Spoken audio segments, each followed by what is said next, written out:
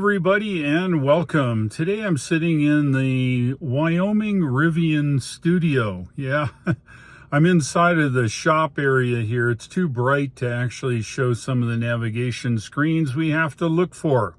In this video, we're going to discuss exactly how to travel using CCS, Combined Charging Standard type of DC fast charging, and the Tesla NACS network. In a Tesla anymore, it's almost ubiquitous. You set the destination, the vehicle tells you where to charge, how long to be there, and how to navigate to each one of the chargers. The existing CCS network is not that advanced. You require a lot more knowledge of where you're going to go. Up here in the Northwest in Wyoming, the CCS DC fast charging is far and few between. If I'm going to take my Rivian, which is CCS equipped, out on the road and any long distance, I need to make sure that I have charging available. In this video, we're going to actually do a practical demonstration of me planning my trip for when I get on the road tomorrow morning. Tomorrow I'm heading off to central Nebraska for the evening. Reason I'm doing that is the next day I need to be in Minneapolis area. Going to be heading up there. I'll be there for several days and then on to Wisconsin. It's not as easy as a Tesla. Tesla makes it so easy, but the Rivian equipped with CCS requires that I do a little extra work. So let's have a look here on my phone. I'll turn screen grab on and we'll do a little search using the PlugShare app. And by the way, it's very nice. They keep it up to date and it does a pretty good job of trying to stay current, no pun intended, with the availability of DC fast charging along the way. So let's have a look here at the app. Here on the iPhone, I've grouped all of the charging under one tab. Let's have a look at PlugShare. As you can see, we're here in Wyoming, and if I zoom out a little bit, you can see that DC fast charging in Wyoming leaves something to be desired. But if we go south here, we can see, at least in the Colorado area, plenty of DC fast chargers. Let's have a look here. I've configured it for at least 52 kilowatts and up to 350. So that allows us to filter all of the available charging. If I would change that and I would go all the way to 6 kilowatts for DC, I will see a lot of level 2 here shown in the green. Level 2s are fine. The downside with the level 2, as you might expect, is that you need to charge for a long time. Remember, the amount of charge energy is directly proportional to how fast your EV charges. If you have a slow level 2 alternating current or AC charger, maybe 6 to 12 kilowatts, you might charge 4 or 5 hours to get 150 miles. Well, that's fine. I mean, hey, if you want to sleep at the level 2 charger and sit around for 6 hours till your car's charged, hey, that's fine. You do it. But when I need to travel 600 miles, I don't have that time. So I adjust the limit here to just over 50 kilowatts, and that allows me to look at only DC fast chargers. Of course, we see that there's broken ones. All right, so here's our goal. We're going to central Nebraska. I'm not sure where we're going to stop, maybe Lincoln or someplace in here, okay? But we'll figure that out along the way. But let's worry about actually getting to a place, say Grand Island, okay? That's a good known location. There's 4 DC fast chargers. Let's hypothetically pick Grand Island for our stop. First of all, how do I get there? Well, what you don't see on this map, well, maybe you can see it here. You can see between where I'm at here, this skinny little line that runs over to Laramie. That's called the Snowy Range Road, and that's what I'm going to take. This time of year, it's open. It's a beautiful ride, and it saves about 30 miles rather than going all the way north to Interstate 80 and around to Laramie. So once we're on off the Snowy Range Road onto Interstate 80, as you can see here, if we go due east, we go through Cheyenne, And we see two DC fast chargers there. And on to this side of Ogallala and Julesburg. And then Ogallala, North Platte, Lexington, Kearney, and on to Grand Island, our fictitious destination. Now, how do I get there? That presents a little bit of a problem. If you look at this, you'll see that the distance between where I'm at and the first possible charge stop, let's have a look at that. High West Energy. Okay, that's cool. It's run by ZEF Energy, ZEF Net. PlugShare gives us the particulars. I know it's 40 cents a minute to charge. That's expensive, but Nebraska Energy can be. 50 kilowatts here, as you see, one station. PlugShare doesn't give us information. I actually have to go onto the app, which I'll show you. And then the next possible charge along Interstate 80 is its brother, also High West Energy. So in Potter, we have the same configuration here, 50 kilowatts, one. Now, I've driven EVs enough to understand that once in a while you drive into an EV charging station and there'll be somebody charging, or perhaps in the case of Tesla, maybe all 8 or 10 are busy with cars. I know in a Tesla situation that the cars charge much faster and they are only there for a period of time.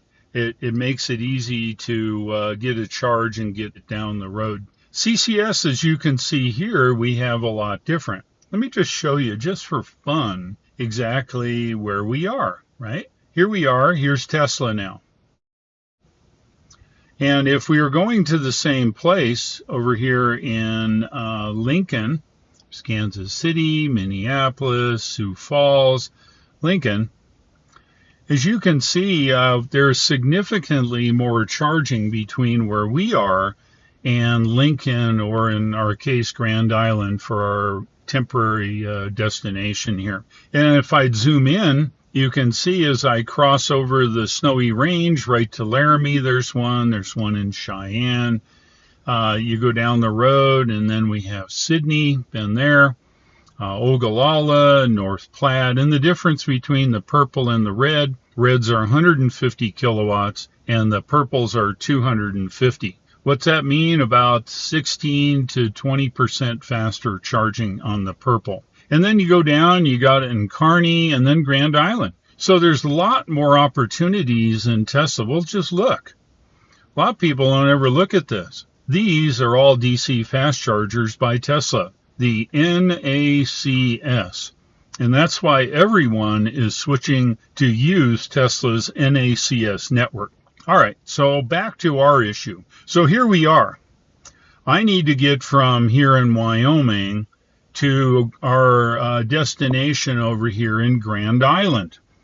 Well, let's say hypothetically, the vehicle here that I'm in is a Rivian R1T. In conserve mode, at 100%, it says 302 miles. I know that I'm not going to get 302 doing 75, the speed limit down Interstate 80. So what am I going to do? I'll maybe make Pine Bluffs, but let's say I roll in here to Pine Bluffs only to find out that it's either broken or busy. If it's busy, I can wait maybe an hour and then I charge up and go down the road. What if I can't make Pine Bluffs and maybe I got to go to Potter? That's 200 miles. That's getting close to the range of the Rivian here. Will it go further? Possibly. I've not done a range test here on the Rivian, so I do not know. Would you take the chance to leave here, go over the Snowy Range, through Laramie, through Cheyenne, to Pine Bluffs or Potter, and then what? Go all the way to Ogallala where the EA charger is, and I know that because I've been there a few times, see Electrify America. Would you do that, or would you take the safe route? The safe route is go over the Snowy Range to Laramie, go south on 287. That's this road. Let me see if I can zoom it in a little bit. Come on. There. 287, right? Out of Laramie, you come down Kitty Corner, and we go through Fort Collins and down to Loveland. Fort Collins, if we look at the available charging here, we have an EV Go, could be good. I come here and I look at this one at Markley Motors. I imagine it's 50 kilowatts. We go to the Collins Nissan in Fort Collins, probably the same. That's a car dealer. If I get down into Loveland, you got some more 50s at the GMC place. I look here and I could go to the Buick place, or I can come down here and I can go to the Centura Marketplace, which happens to be our destination. This is an Electrify America 350 kilowatt DC fast chargers. And they don't all put out 350, but that's the maximum. Anyway, so I think, personally, I would rather do the deviation, go to Laramie, south on Laramie to Loveland, go to this EA here, then head due east through Greeley. Won't need to charge until we get on down the road here to pass Wiggins, and we get to Fort Morgan, where there's another Electrify America. While Electrify Americas are not all that reliable, the chances are high that you can actually get a decent charge. I think that's where we're going to go, and then we're going to sweep 75 here through the Broken Sterling site, through North Platte, Lexington, Kearney, and on to our Grand Island destination. So that's why I think I should go. That is more assured that I'll have charging, and I will probably find, even though it's a deviation of maybe 60 miles, I think in the end, I think I'll do that. Okay, well, that's PlugShare. Let's see what it looks like now on the navigation here in the Rivian. You are looking at the Rivian navigation screen. This is new, latest software. I just got it downloaded over the air. The Rivian navigation, I can zoom in here a little bit, is pretty nice. It has satellite view. My Ford Lightning does not. It's handy in locating places where you need to go. All right, so let's have a look here. We're looking east, and I think that's where we'll want to go here. I pulled off the road here, and this is where we're going to run the navigation from. Speed, over 100 kilowatts. Network, we want EA and EV Go. All right, and I think we're good to go. All right, so our destination now. We go here. Remember, our hypothetical destination is Grand Island. One of the benefits you want to do in the Rivian and in some of the EVs, some of them do not have preconditioning. The Rivian here has battery preconditioning. So if I would actually navigate to the EA station, let's see if we can modify that, okay?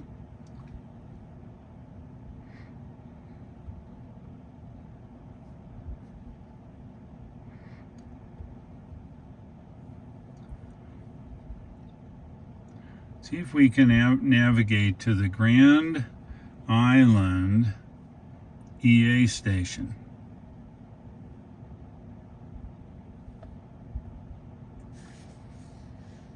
Well, I think this is it. It's in Alda, which is just south of the interstate. So let's have a look. I think that's where we'll want to go. Yes, that is correct. All right, so here is our destination, and I think I'm going to star it because we'll refer to that again. And there's our calculation. All right, so this is interesting now. Remember we talked about this on the PlugShare app. Let's have a look, see what it's figuring out. First of all, the internal navigation doesn't know about the Snowy Range Road. That saves us 30 miles. But what it wants us to do with our state of charge right now, which happens to be 48%, remember, when you navigate in a vehicle, especially a Tesla or the Rivian, perhaps even the Lightning. It will use the current state of charge, which it's 48% here in the Rivian. And it wants us to go to the EA stations in Rawlins.